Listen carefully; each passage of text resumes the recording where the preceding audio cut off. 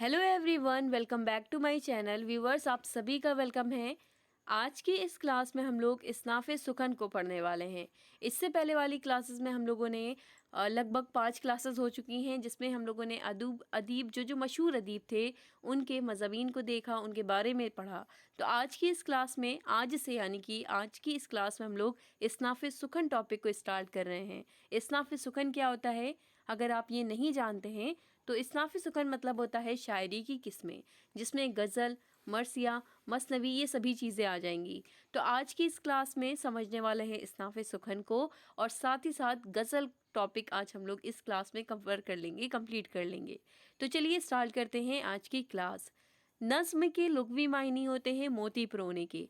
तो ध्यान रखिएगा, नज़्म के लुग़वी मायने मोती परोने के हैं, लेकिन इस्तिलाह में कलाम मौजू को कहते हैं। और कलाम मौजू से मुराद है शेर से।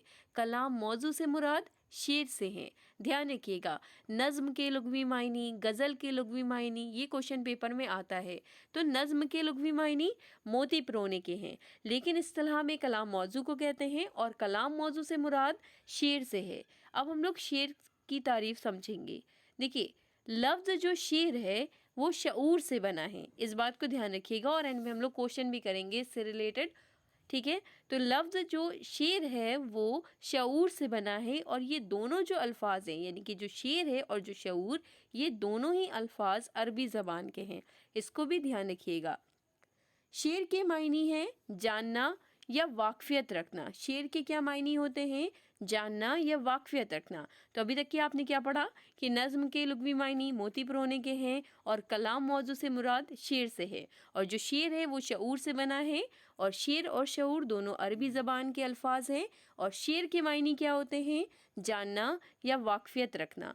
मगर इस्तिलाह में सुखन मौजू या काफिया जो कहने वाले ने शऊरी तौर पर यानी कि इरादे के साथ कहा हो, उसे ही शेर कहते हैं। ठीक है, यानी कि कहने वाले ने अगर शऊरी तौर पर यानी कि एक मैनर के साथ कहा है, यानी कि इरादे से कोई बात कही है, तो उसे ही शेर कहते हैं, उसे वो ही शेर कहलाता है।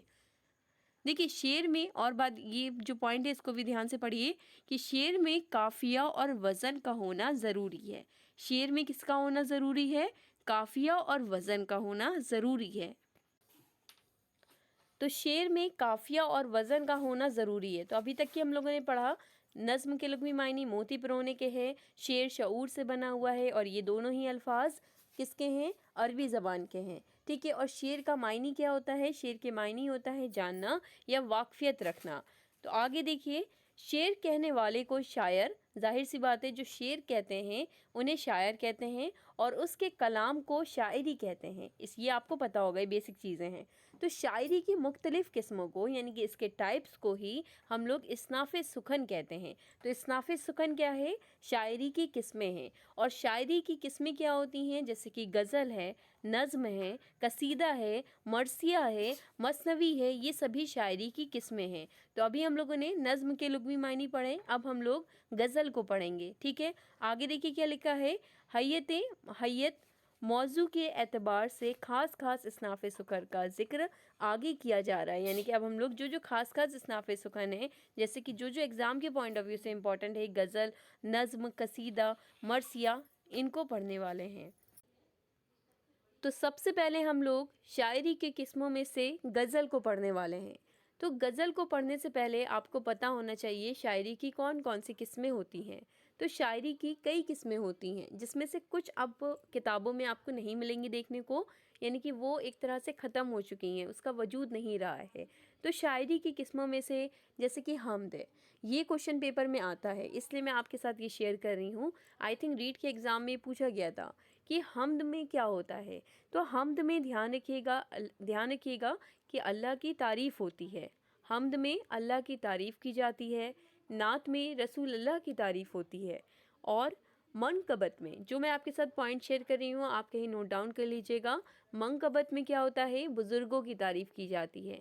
हमद सबसे ज़्यादा इंपॉर्टेंट है, इसे ध्यान रखिएगा। हमद मतलब अल्लाह की तारीफ़, हमद में अल्लाह की तारीफ़ की जाती है। तो ये सभी क्या हैं? शायरी की किस्में ही हैं, जिसमें से हमद इम्पॉर्टेंट था। तो सबसे पहले हम लोगों ने हमद समझा। अब हम लोग पढ़ने वाले हैं गज़ल को। देखिए, गज़ल से रिलेटेड एक पॉइंट ध्यान रखिए, गज़ल सबसे ज़्यादा मकबूल सिन्फ़ है, यानी कि शायरी की किस्मों में से सबसे ज़्यादा जिसे मकबूलियत मिली है वो है गज़ल। ठीक है, तो इस पॉइंट को ध्यान रखिएगा और ये क्वेश्चन उठता है कि सबसे ज़्यादा मकबूलियत किसे मिली है शायरी की किस्मों में से, तो गज़ल को मिली है। अब हम लोग समझते हैं गज़ल के लुग़वी मायने को। तो गज़ल के जो लुग़वी मायने होते हैं वो होते हैं औरतों से बातचीत करने के। गज़ल के लुग़वी मायने औरतों से बातचीत करना। अभी हम लोगों ने नज़्म पढ़ा, नज़्म के लुग़वी मायने यानी कि नज़्म के लुग़वी मायने को पढ़ा। तो नज़्म के लुग़वी मायने क्या होते हैं? मोती पिरोने के। नज़्म के लुग़वी मायने मोती पिरोने के और गज़ल के लुग़वी मायने औरतों से बातचीत करने। तो गज़ल के लुग़वी मायने औरतों से बातचीत करने और उनके हुस्न व इश्क का ज़िक्र करने के हैं। तो ध्यान रखिएगा, लुग़वी मायने को ज़रूर ध्यान में रखिएगा, यहाँ से क्वेश्चन उठते हैं। इस्तिलाह में अशार, अशार क्या है? शेर की जमा है। ठीक है, तो इस्तिलाह में अशार के मजमूओं को कहते हैं जिसमें आशिकाना मज़ामीन का बयान हो, लेकिन हुस्न व इश्क के मज़ामीन के अलावा फ़लसफ़ा, तसव्वुफ़, इखलाकियात, मार्फत इलाही। मार्फत इलाही मतलब क्या होता है? अगर आपको ये नहीं पता है तो इसका मतलब होता है अल्लाह की पहचान करना। ठीक है, पंदो निसा, पंदो निसा मतलब जिसमें नसीहत की बातें हों। पंदो निसा मतलब नसीहत की बातें। पंदो निसा रमूज़ हयात व ममात, हयात व ममात मतलब होता है ज़िंदगी और मौत का जिक्र जिसमें होता है उसे कहते हैं हयात व ममात वगैरह भी गज़ल के दायरे में दाखिल कर लिए गए हैं। इस लाइन का क्या मतलब हुआ? तो गज़ल के आपने लुग़वी मायने जाने, गज़ल सबसे ज़्यादा मकबूल है, आपने ये जाना अभी तक कि सबसे ज़्यादा शायरी में सबसे ज़्यादा मकबूलियत गज़ल को मिली है। और गज़ल के लुग़वी मायने क्या होते हैं? औरतों से बातचीत करने के होते हैं। और गज़ल के जो मज़ामीन पहले यानी कि गज़ल में जो चीज़ बयान होती थी पहले वो होती थी हुस्न और इश्क से रिलेटेड मज़ामीन, लेकिन अब इसमें कई और मज़ामीन भी शामिल हो गए हैं जिसमें इखलाकियात हैं, मार्फत इलाही यानी कि मार्फत इलाही मतलब मैंने आपको बताया कि अल्लाह की पहचान वगैरह इस तरह के मज़ामीन मार्फत इलाही है। पंदो निसा, पंदो निसा मतलब नसीहत से रिलेटेड बातें, साथ ही साथ ज़िंदगी और मौत से रिलेटेड यानी कि बातें, ये सभी मज़ामीन भी अब गज़ल में शामिल हो चुके हैं। पहले ऐसा नहीं होता था, पहले इसमें केवल हुस्न व इश्क से रिलेटेड ही बातें होती थी, लेकिन अब इसमें कई मज़ामीन और शामिल हो गए हैं। यही लाइन यहाँ पे लिखा है कि ये सारे मज़ामीन गज़ल के दायरे में दाखिल कर लिए गए हैं। आई होप आपको समझ में आया होगा। ठीक है, अब हम लोग गज़ल की खुसूसियात को समझने वाले हैं। देखिए, गज़ल का जो पहला शेर होता है उसे कहते हैं मतला। मोस्ट इम्पॉर्टेंट ये लाइन है कि गज़ल का पहला शेर मतला कहलाता है। ये ऑलमोस्ट जाने कितने बार ये कंपटीशन एग्ज़ामों में ये आ चुका है।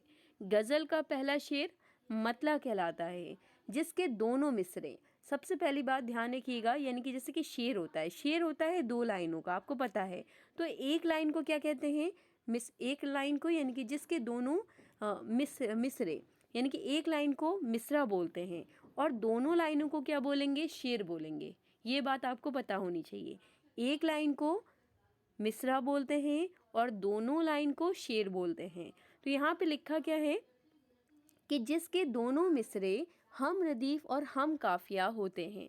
हम रदीफ और हम काफिया अगर आपको नहीं पता है, हम रदीफ, देखिए रदीफ मतलब होता है सेम वर्ड, जैसे कि है ज़रूरी, और काफिया मतलब होता है कि जैसे कि निकलना या खलना, जैसे कि निकलना खलना, ये होता है काफिया। तो जिसके दोनों मिसरे हम रदीफ और हम काफिया होते हैं वो ही क्या कहलाता है? मतला कहलाता है। गज़ल का पहला शेर मतला कहलाता है जिसके दोनों मिसरे हम रदीफ और हम काफिया होते हैं। आई होप आपको समझ में आया होगा। मैं एक शेर आपके साथ शेयर करती हूँ और उससे आप अच्छे से समझेंगे कि हम रदीफ क्या होता है और हम काफिया क्या होता है। जैसे कि यहाँ पे देखिए, ये है शेर, ये 2 लाइनों का है, तो पहली लाइन को मिसरा बोलते हैं। ठीक है, तो इसके दोनों मिसरे यानी कि दोनों ही जो मिसरे हैं, दोनों ही जो लाइन है वो उसमें हम रदीफ और हम काफिया होता है। तो इसमें से जो यहाँ पे निकलना और खलना, ज़बान से सच निकलना, ठीक है, ज़बान से सच निकलना है ज़रूरी, ये लिखा हुआ है पहले मिसरे में। तो इसमें देखिए निकलना वर्ड है और दूसरे मिसरे में खलना वर्ड है। तो ये जो निकलना और ये जो खलना वर्ड है ये क्या है? यही आपका काफिया है। ठीक है, निकलना और खलना क्या है? काफिया है। और है ज़रूरी ये क्या है? ये रदीफ है। आई होप आपने समझा कि हम रदीफ़ और हम काफ़िया क्या होता है। देखिए, तो पहला शेर जो पहली लाइन होती है, यानी कि 2 लाइनों को शेर बोलते हैं, पहली लाइन को मिसरा बोलते हैं, ठीक है। तो बाकी जो अशार होते हैं, शेर की जमा अशार होता है, तो बाकी जो अशार होते हैं उसे फ़र्द कहते हैं, इस बात को ध्यान रखिएगा। बाकी अशार फ़र्द कहलाता है, जिसका जिसका मिसरे सानी मतला हम काफ़िया रदीफ़ अमूमन गज़ल में एक मतला आता है, लेकिन उससे ज़्यादा भी हो सकते हैं, ठीक है। एक मतला आता है लेकिन उससे ज़्यादा भी हो सकते हैं। मतला अव्वल यानी कि सबसे पहला जो होता है मतला अव्वल, उसके फ़ौरन बाद यानी कि जो पहली दो लाइनें होती हैं जिसे शेर बोलते हैं, और उसी को ही क्या बोलते हैं, मतला बोलते हैं। गज़ल का पहला शेर मतला कहलाता है और शेर 2 लाइनों का होता है। तो मतला अव्वल यानी कि पहली जो 2 लाइनें होती हैं उसके बाद यानी कि मतला अव्वल के जो फ़ौरन बाद जो मतला आता है बतरतीब, उसे मतला सानी बोलते हैं या मतला हुस्न बोलते हैं, इस बात को भी ध्यान रखिएगा।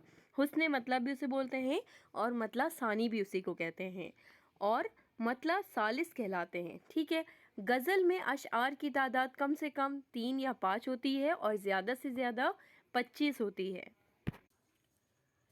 गज़ल का हर शेर मतलब के एतबार से एक दूसरे से जुदा होता है। ये क्वेश्चन आता है कि किसका शेर मतलब के एतबार से एक दूसरे से अलग होता है, तो गज़ल का। ध्यान रखिएगा, गज़ल का हर जो शेर होता है वो मतलब के एतबार से, यानी कि जो पूरा शायरी होती है उसमें जो शेर होते हैं वो एक दूसरे से रिलेट नहीं करेंगे, हर एक शेर की मीनिंग अलग ही होगी, ठीक है। तो शायर यानी कि गज़ल का हर शेर मतलब के एतबार से एक दूसरे से अलग होता है, जुदा होता है। और गज़ल के आखिरी शेर में, ये इंपॉर्टेंट लाइन है कि गज़ल के आखिरी शेर में शायर अपना तखल्लुस लाता है, जैसे कि गालिब का तखल्लुस क्या है, गालिब है, ठीक है। तो गालिब क्या है, तखल्लुस है।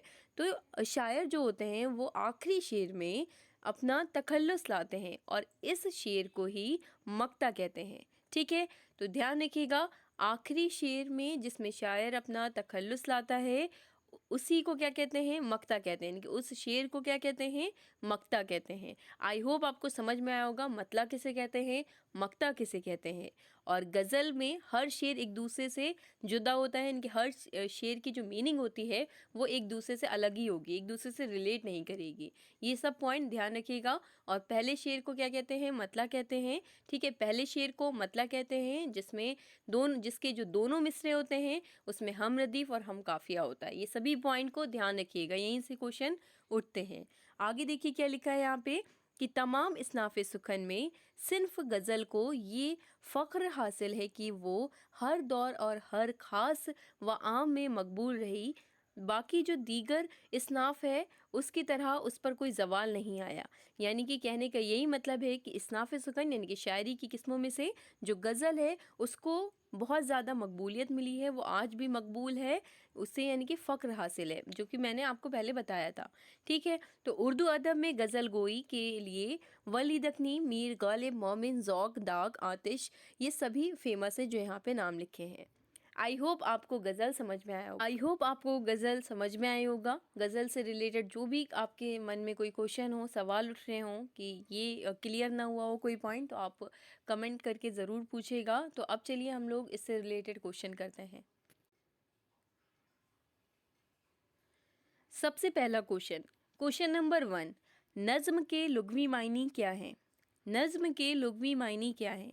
पहला ऑप्शन औरतों से बातचीत करना, दूसरा ऑप्शन मोती परोना, तीसरा ऑप्शन शेर व शायरी और चौथा ऑप्शन शऊर। तो औरतों से बातें करना ये गज़ल के लुग़वी मायने हैं। नज़्म के लुग़वी मायने होते हैं मोती परोना, तो यहाँ पे करेक्ट आंसर हो जाएगा ऑप्शन बी। और शेर किससे बना है, शऊर से बना है, ठीक है। शेर और शायरी ये दोनों जो अल्फाज हैं ये अरबी ज़बान के हैं, इसे ध्यान रखिएगा। शेर जो है वो शऊर से बना है, इसे ध्यान रखिएगा। नज़्म के लुग़वी मायने मोती परोना, गज़ल के लुग़वी मायने औरतों से बातचीत करना। तो यहाँ पे क्वेश्चन नंबर 1 का आंसर हो जाएगा ऑप्शन बी। अगला क्वेश्चन है क्वेश्चन नंबर 2, कलाम मौजू से क्या मुराद है? तो कलाम मौजू से मुराद है, मैंने आपको बताया था कलाम मौजू से मुराद होता है शेर। तो यहाँ पे करेक्ट आंसर हो जाएगा ऑप्शन 1, कलाम मौजू से मुराद है शेर के, ठीक है। ऑप्शन यहाँ पे 1 करेक्ट हो जाएगा। अगला क्वेश्चन है क्वेश्चन नंबर 3, लफ्ज़ जो शेर है वो किससे बना है? तो शेर शऊर से बना है, जो कि यहाँ पे ऑप्शन सी दिया है। लफ्ज़ शेर शऊर से बना है, तो करेक्ट आंसर हो जाएगा ऑप्शन सी। अगला क्वेश्चन है क्वेश्चन नंबर 4, शेर के मायने क्या है? शेर का मतलब क्या होता है? पहला ऑप्शन है जानना, दूसरा ऑप्शन है वाकफियत, तीसरा ऑप्शन है जानना या वाकफियत रखना, या डी ऑप्शन है शायरी। तो शेर के मायने होते हैं जानना या वाकफियत रखना। ऑप्शन यहाँ पे करेक्ट हो जाएगा। अगला क्वेश्चन है क्वेश्चन नंबर 5, शेर और शऊर ये दोनों किस ज़बान के अल्फाज हैं? अरबी, फ़ारसी, उर्दू और हिंदी। अभी हम लोगों ने पढ़ा है तो ये अरबी ज़बान के अल्फाज है, तो करेक्ट आंसर ऑप्शन ए। अगला क्वेश्चन है क्वेश्चन नंबर 6, शेर में किस चीज़ का होना ज़रूरी है? उर्दू ज़बान का, काफिया और वज़न का। तो यहाँ पे करेक्ट हो जाएगा आंसर काफिया और वज़न का। ओके, तो शेर में काफिया और वज़न का होना ज़रूरी है। अगला क्वेश्चन है क्वेश्चन नंबर 7, शायरी की मुख्तलिफ किस्मों को क्या कहते हैं? क्या उसे गज़ल कहते हैं, रुबाई या शायरी या इस्नाफ़े सुखन? तो इसको क्या कहते हैं? शायरी की मुख्तलिफ किस्मों को इस्नाफ़े सुखन कहते हैं। तो करेक्ट आंसर यहाँ पे ऑप्शन सी हो जाएगा। अगला क्वेश्चन है क्वेश्चन नंबर 8, मंदरजा झेल में इस्नाफ़े सुखन कौन है? कसीदा, गज़ल, मरसिया या ऊपर के सभी? तो करेक्ट आंसर हो जाएगा ऊपर के सभी, क्योंकि ये भी किस्म है इनकी। इस्नाफ़े सुखन आपका कसीदा भी है, शायरी की किस्मों में कसीदा, गज़ल, मरसिया सभी आते हैं। तो करेक्ट आंसर हो जाएगा यहाँ पे ऑप्शन डी, ऊपर के सभी। ओके, अब हम लोग गज़ल से रिलेटेड क्वेश्चन देखेंगे। तो क्वेश्चन नंबर 1, गज़ल के लुग़वी मायने क्या हैं? औरतों से बातचीत करना, मोती पिरोना। तो सिंपल यहाँ पे आंसर हो जाएगा ऑप्शन 1, औरतों से बातचीत करना। अगला क्वेश्चन है यहाँ पे क्वेश्चन नंबर 3, मतला किसे कहते हैं? ठीक है, मतला किसे कहते हैं? तो मतला सबसे पहले वाले शेर को कहते हैं, ये हम लोगों ने समझा था। ठीक है, तो सबसे पहला शेर यानी कि पहले शेर को मतला कहते हैं, जिसके दोनों मिसरे हम रदीफ और हम काफिया होते हैं। और सबसे आखिरी शेर को मक्ता कहते हैं, जिसमें शायर अपना तखल्लुस लाता है। तो यहाँ पे करेक्ट आंसर हो जाएगा ऑप्शन बी। आई थिंक ये क्वेश्चन थोड़ा गलत है, इसलिए यहाँ पे ऑप्शन जो क्वेश्चन नंबर 2 है उसे हम लोग स्किप कर रहे हैं। क्वेश्चन नंबर 4 है कि गज़ल के दोनों मिसरे हम रदीफ हम काफिया होते हैं, बाकी अशआर क्या कहलाता है? तो हम लोगों ने भी पढ़ा है कि बाकी अशआर को फ़र्द कहते हैं। तो यहाँ पे करेक्ट आंसर हो जाएगा ऑप्शन सी, फ़र्द। ठीक है, अगला क्वेश्चन है क्वेश्चन नंबर 5, मतला अव्वल के फ़ौरन बाद। ठीक है, मतला अव्वल यानी कि सबसे पहला शेर मतला कहते हैं। ठीक है, सबसे पहले शेर को मतला कहते हैं और सबसे आखिरी शेर को मक्ता कहते हैं। तो मतला के यानी कि पहले शेर के बाद जो बाद में जो मतला आता है, यानी कि मतला अव्वल के फ़ौरन बाद जो मतला का शेर आता है उसको क्या कहते हैं? उससे क्या मतला सानी कहेंगे या मतला सालिस कहेंगे या फिर उसे हुस्ने मतला? तो मैंने आपको बताया था उसे हुस्ने मतला कहते हैं। तो यहाँ पे करेक्ट आंसर हो जाएगा ऑप्शन डी, हुस्ने मतला। अगला क्वेश्चन है क्वेश्चन नंबर 6, गज़ल में अशार की तादाद ज़्यादा से ज़्यादा कितनी हो सकती है? देखिए, कम से कम 3 या 5 होती है और ज़्यादा से ज़्यादा 25 होती है। तो पहला ऑप्शन यहाँ पे दिया है 20, दूसरा ऑप्शन यहाँ पे दिया है 25, जो कि एकदम करेक्ट है। ठीक है, कम से कम कितनी होती है? 3 या 5, और ज़्यादा से ज़्यादा 25 होती है। तो करेक्ट आंसर हो जाएगा यहाँ पे option B. Last second question है क्वेश्चन नंबर 7, गज़ल के आखिरी शेर में शायर अपना तखल्लुस लाता है और उस शेर को क्या कहते हैं? तो उस शेर को मतला नहीं बल्कि मक्ता कहते हैं। मतला पहले शेर को कहते हैं, मक्ता लास्ट वाले शेर को कहते हैं जिसमें शायर अपना तखल्लुस लाता है। तो करेक्ट आंसर यहाँ पे हो जाएगा ऑप्शन ए। अगला क्वेश्चन है लास्ट क्वेश्चन, तमाम इस्नाफ़े सुखन में किसको फ़ख्र हासिल है? तो गज़ल को फ़ख्र हासिल है, सबसे ज़्यादा मकबूल सिर्फ कौन सी है? गज़ल है। तो यहाँ पे करेक्ट आंसर हो जाएगा ऑप्शन बी। तो आज की इस वीडियो में इतना ही हम लोग पढ़ेंगे। आई होप आपको समझ में आया होगा नज़्म के लुग़वी मायने, शायरी की किस्में कौन कौन सी होती हैं, हम्द के मतलब क्या होता है? हम्द में अल्लाह की तारीफ़ की जाती है, इसे भी कहीं नोट डाउन कर लीजिएगा। ठीक है, तो गज़ल से रिलेटेड हम लोगों ने पढ़ा और गज़ल से रिलेटेड हम लोगों ने क्वेश्चन भी सॉल्व किए। आई होप आपको इससे हेल्प मिलेगी। वीडियो अच्छी लगी हो, आपके लिए हेल्पफुल रही हो, तो आप इसे लाइक कीजिएगा और अपने सभी फ्रेंड के साथ इसे शेयर कीजिएगा जो कोई भी उर्दू पढ़ना चाहता है।